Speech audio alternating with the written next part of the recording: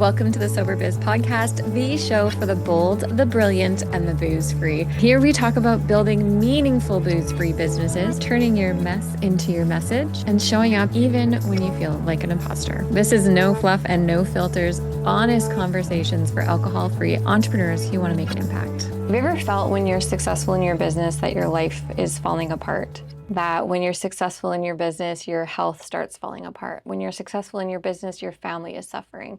When you're successful in your business, your recovery is suffering, or your mental health is suffering.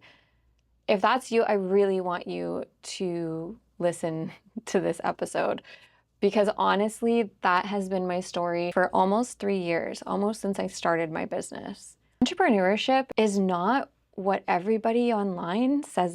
It's not what these business gurus are telling you. It is actual therapy, development on crack. And I know what I'm talking about when I say on crack. Do not start a business if you don't want to work on yourself more. Because I'm telling you right now, from day one, my business has shown me more about where I still need to do some deep healing than anywhere else in my life. I did a lot of work in sobriety. Obviously, that cracked me open in such incredible ways. I became a brand new person. I saw a lot of hurt, a lot of deep wounds that needed healing. I worked with a therapist. Being a mom did that for me, showed me a lot of things that I needed support in, where I needed to start learning to ask for help, where I needed to just let go of control and go with the flow and be present as possible. In my marriage, I've had a lot of development. It is another mirror to all of the spaces where I still have character defects. But in business, I never thought business was going to give me this deep of a healing journey. I thought I had seen all my wounds. I thought I had worked through all my insecurities. But when I started my business, they came up to the surface and were just so wild and so present, to the point where I was having trouble just responding to an email. It was just waiting for me to expand and to step into this life that I think I'm meant for. I'm definitely meant for, but was beyond the scope of anything I thought was possible in my life. And when you're operating at the level, when you're stepping into that level, it is absolutely terrifying. It is so scary. It is so unknown. And I constantly was walking with this insane amount of imposter syndrome. The bigger my life got, the more clients I got, the more recognition I got, the more I was booked solid, the more money I was making, the more insecure I felt, the more like a fraud I felt. Even though there was no evidence showing that I was a fraud, I felt like a fraud. I felt like I was going to screw this up, that this couldn't be real. And what happened was I eventually really messed things up. I overcommitted. I promised things that I couldn't deliver. I showed up in ways that I'm not proud of, that just didn't make me feel good, that weren't meeting the expectations of who I wanted to be as a business owner.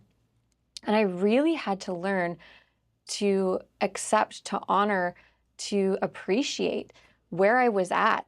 That just because I hadn't hit the level that I want to be at yet didn't mean that I was unresponsible or not reliable or not good enough.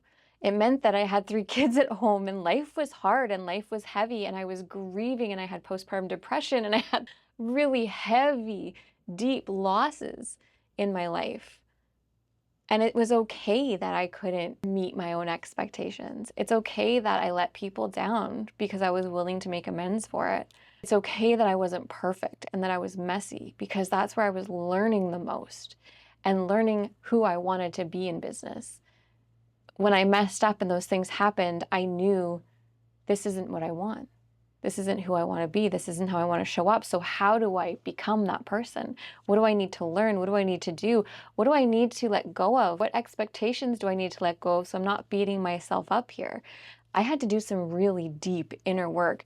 And I just wanted to share this message because I know how hard it is. I know how almost impossible it feels sometimes to keep going, and how really tempting that F it button is, and how hard it is to show up and let yourself be seen, especially for your brilliance, for your art, for your amazing mind and your ideas. Put that stuff out in the world is so vulnerable. And I see you. And especially when we're showing up and we're getting crickets and it feels like a rocky start or we made a bad first impression. It can be so easy to just crumple up the paper, throw it away, open a fresh sheet, start again, leave that old business behind and walk away from it. It's so easy to do that and so tempting. But I want to tell you that if you stick to it, if you keep going, if you work through those feelings of insecurity, those feelings of self-doubt, you work on yourself, you grow, you learn how to set boundaries, you learn your capacity. And honestly, I wish there was a better way, but the only way to learn those things is to mess up, to make the mistakes, to overcommit yourself and let people down, to know how that feels and to not want to do it again. That really is the only way to learn those lessons, especially for my brain, because we are not a typical neuro, we are a divergent one. So it's extra hard to learn things just by hearing about them for me. I really need to feel that discomfort to know that this isn't what I want in my life so that I can change. So I'm hoping by listening to this episode, if you got nothing else out of it, that you just feel seen, that you just feel like I'm not crazy or I am good enough, I can do this. It's just hard because you are good enough. You wouldn't have this desire to put something into the world, to make a difference, to show up, to show yourself. That desire wouldn't be on your heart if you weren't worthy of it, if you weren't good enough. And to be honest, we got ChatGPT now, we got AI. If you need to learn something to get good enough to do whatever it is you need to do, you can learn it. You can learn it in a day in most cases. Please don't give up on yourself. And one of the reasons why I created the Sober Biz Collective was so that we could have these conversations, so that we could open up with each other and really share in depth what it is like to be an entrepreneur, to be working on ourselves and our recovery and try and show up for our families and our clients. How are we setting our boundaries? What's lighting us up? What equipment's worth the actual investment and what can you pass on? What subscriptions do you really need? All these conversations that have bogged down the last 3 years of my life, I want to have them with other entrepreneurs in recovery that are doing the same thing. So what I've put together is something called the Biz Hive. And it's going to be a place where we can really connect and have these deep conversations, support each other, promote each other, just love on each other's content and things that we're creating in the world, and become a community for people in recovery, for people who aren't drinking alcohol and are in business and are doing this heavy lifting and this heavy work without numbing out. So if that sounds amazing to you and you want to get involved, head over to soberbizco.com.